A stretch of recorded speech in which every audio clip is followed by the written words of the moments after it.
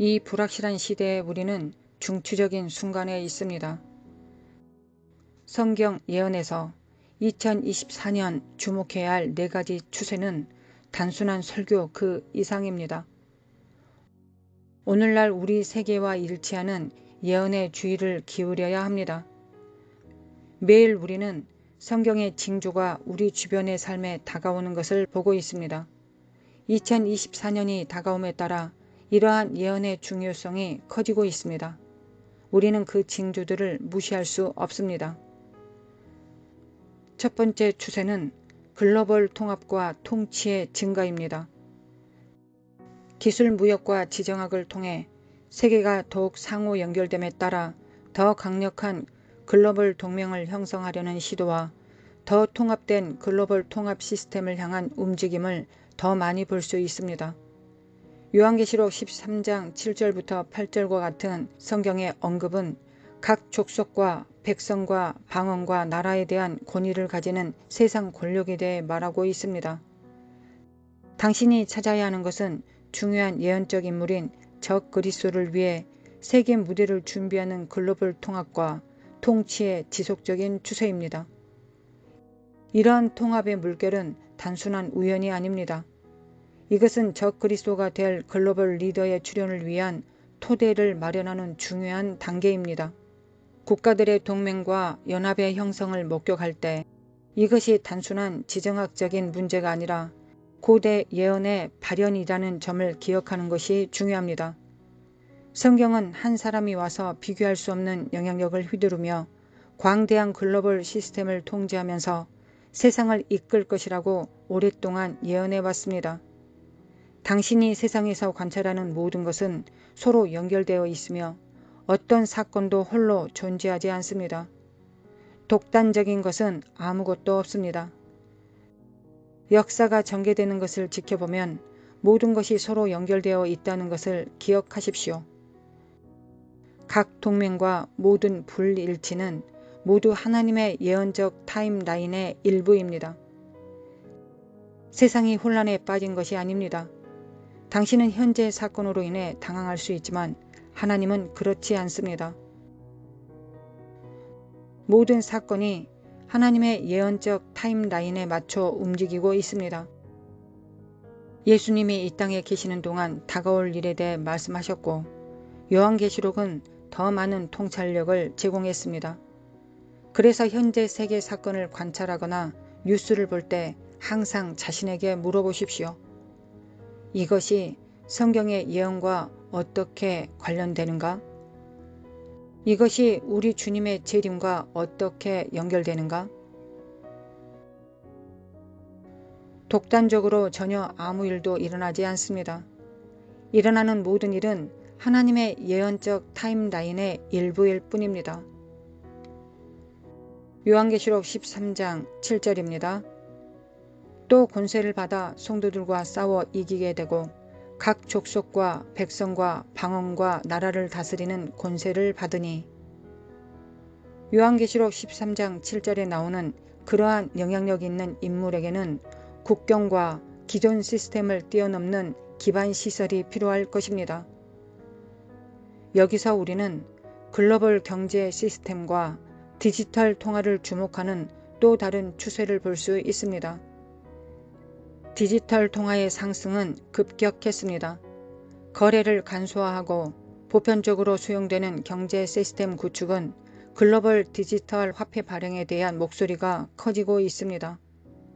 전통적인 물리적 현금에서 벗어나는 이러한 변화는 단지 효율성이나 보안 문제에 관한 것이 아닙니다. 이는 경제를 포함한 모든 부분에서 통합을 향한 세계 점진적인 움직임을 반영하는 것입니다. 통합된 디지털 통화는 본질적으로 이 예언된 지도자가 글로벌 상업에 대한 전례 없는 장악력을 가질 수 있는 길을 열 수 있습니다. 이러한 추세가 2024년과 그 이후에도 계속 전개될 것이므로 그것들을 독립적인 지정학적 또는 경제적 사건이 아니라 정말 예언의 광대한 직속 퍼즐에 맞는 중요한 조각으로 보는 것이 중요합니다. 이러한 패턴을 관찰함으로써 신자들은 때를 분별하고 예언적 타임라인에서 앞에 있을 일에 대해 마음과 정신을 준비할 수 있습니다. 두 번째 추세는 기술적 진보와 짐승의 표입니다. 만약 누군가가 한 세기 또는 심지어 두 세기 뒤로 돌아간다면 오늘날 우리가 알고 있는 과학과 기술의 영역은 거의 이질적으로 보일 것입니다. 우리가 상대적으로 짧은 기간에 취한 진전은 기적이나 다름없습니다. 초보적인 기계의 시작으로부터 오늘날 우리가 깊이 자리잡고 있는 정교한 디지털 세계에 이르기까지 인류의 기술 여정은 혁신에 대한 호기심과 미지의 것에 대한 끊임없는 추구에 대한 증거가 되어 왔습니다. 요한계시록 13장 16절과 17절입니다. 그가 모든 자, 곧 작은 자나 큰 자나 부자나 가난한 자나 자유인이나 종들에게 그 오른손이나 이마에 표를 받게 하고 누구든지 이 표를 가진 자 외에는 매매를 못하게 하니 이 표는 곧 짐승의 이름이나 그 이름의 수라. 이 말씀은 오랫동안 거의 이 세상 것이라고 생각되지 않은 예언으로 보여진 그림을 그립니다. 그것은 자신의 오른손이나 이마에 표를 남길 시대에 대해 말합니다. 그 표는 경제적 거래의 결정자가 되며 이 표가 없으면 구매 또는 판매라는 기본적인 행위에 참여할 수 없습니다. 오늘날 상상할 수 없는 급속한 기술 발전으로 인해 이 성경적 이미지가 점점 더 그럴듯해졌습니다. 기술이 앞으로 나아가는 엄청난 속도를 간과할 수 없습니다. 한때는 수세기가 아니더라도 수십 년이 걸렸던 작업과 혁신이 이제는 불과 몇 년 또는 심지어 몇 달 만에 실현됩니다. 우리는 당신의 꿈이 오늘날의 현실이 되는 시대에 살고 있습니다.